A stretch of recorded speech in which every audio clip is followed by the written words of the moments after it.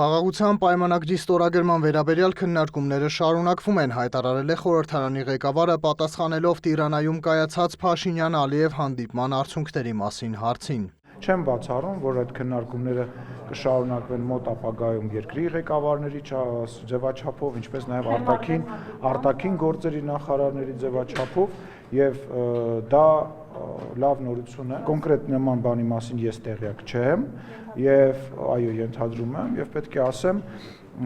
որ նման գործընթացները ուղղված են խաղաղության պայմանագրի կնքման տեղի ժամի հետ կապված եւ հայկական կողմը եւ միջազգային բազմաթիվ գործընկերներ աշխատանքներ են տանում, որպեսզի իրականություն դարձնել խաղաղության պայմանագրի կնքումը։ Քննարկումները փակուղում չեն եւ Հայաստանը բազմիցս ներկայացրել է Ադրբեջանից հնչող պայմանների վերաբերյալ դիրքորոշում, շարունակել է Սիմոնյանը։ Փակուղային չի կարող լինել։ Առնվազն այդ, այսպես ասած, առաջարկներին Հայաստան ունի մի քանի տարբեր լուծումների առաջարկներ, որոնք որ ադրբեջանական կողմին ներկայացվել է եւ այդ քննարկումը տեղի են ունենում, ել չեմ ասում, որ դրանք մեր ընկալմամբ որևիցե ձևով չեն կարող եւ չպետք է խոչընդոտել խաղաղության պայմանագրի կնքմանը, որովհետեւ այն մտավախությունները, որոնք որ հնչեցնում է Ադրբեջանը, իրականության մեջ, իրավական դաշտի մեջ գոյություն չունեն։ Արդյոք քննարկվում է ռուսական 102-րդ ռազմաբազան Հայաստանից դուրս բերելու հարցը խաղաղության պայմանագրում առկա երրորդ ուժերի դուրսբերման կետի ֆոնին։ Ալեն Սիմոնյանը հերքել է այս տեղեկությունը եւ մանրամասնել, խոսքը սահմանին տեղակայված ուժերի մասին է։ Չկա տենց բան։ Հայաստանի Հանրապետությունը չի քննարկում ռուսական ռազմաբազայի Հայաստանի Հանրապետության տարածքից հանելու հարց։ Ազգային ժողովի նախագահն անդրադարձել է Ռոբերտ Քոչարյանի հայտարարությանը, թե Նիկոլ Փաշինյանը ներքաշված է կոռուպցիայի մեջ եւ Հայաստանի ամենահարուստ ղեկավարն է։ Դե կարծում եմ ինքը պետք է բժիշկի դիմի, եթե տենց հայտարարություններ անում, որտեվ Նիկոլ Փաշինյանը ամենաբաց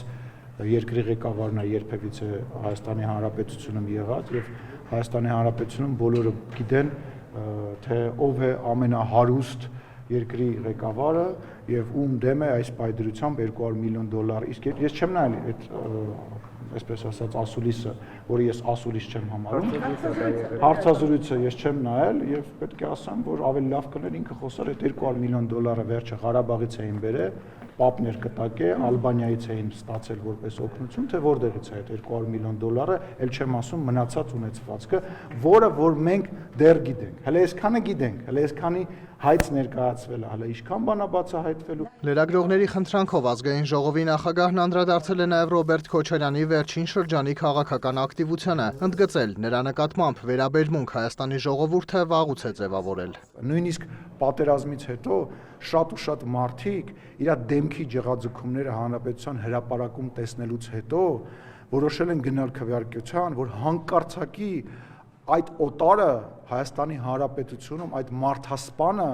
այդ կոռումպացված անձնավորությունը, որը Հայաստանի Հանրապետություն խոպան էր եկել իր թայֆայով, հանկարծակի իր թայֆայով հանկարծ չվերադառնա Հայաստանի Հանրապետություն։ Ես համարում եմ, որ Ռոբերտ Քոչարյանը մարդասպան է, իր ձեռքերը արյան մեջ են, ինքը թալանչի է, ինքը Հայաստանի Հանրապետությանը վերաբերվել է որպես խոպանի տեղ ու հիմա էլ է տենց վերաբերվում։ Ալեն Սիմոնյանն արձագանքել է Քոչարյանի հայտարարությանը, որ եթե ինքը ցանկանար դառնալ միութենական պետության մաս, 10 տարի իշխանության է եղել, այդ ընթացքում կաներ։ Նախ եւ առաջ այդ process-ը պետք է տնտեսական առումով վերջ ավարտին հասցնել եւ դրա համար տեղի են ունենում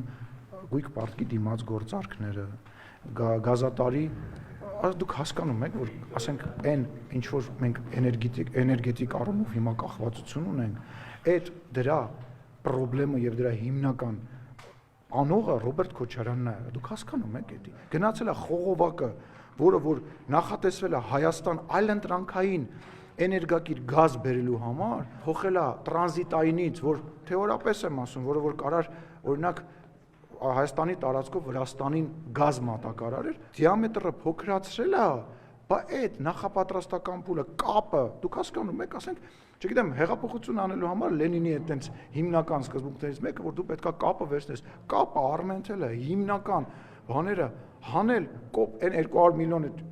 տեսեք ինչ 250 միլիոնի դիմաց, որ հիմա մեղադրվում է, հա ինքը 200 միլիոնի համար, 250 միլիոնի դիմաց տվել է այլ երկրի, ել չեմ ասում, որ ներողություն, բայց ստեղել է ինքը ստում, որովհետև այն ժամանակ այտենց օրակարգ Ռուսաստանը դեռ չի ունեցել։ Օրակարգները փոխվել են, ասենք, այն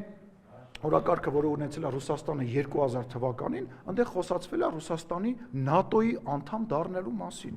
Լուրջ եք ասում։ Այսինքն ինքը ում է ուզում էշի տեղ դնի։ Ինքը մտածում է, որ ինքը անգրագետ է, մնացած բոլորը անգրագետ են, իսկ ինքը անգրագետ է։ Ռոբերտ Քոչարյանին իրենց մրցակից տեսնում են հարցին Ալեն Սիմոնյանը պատասխանել է։ Ռոբերտ Քոչարյանին տեսնում է միայն բանտում, քանի որ հավատում է Հայաստանի Հանրապետության արդարադատությանը։ Մուշեղ Իսախանյան, Դավիթ Մաչկալյան, լուրեր։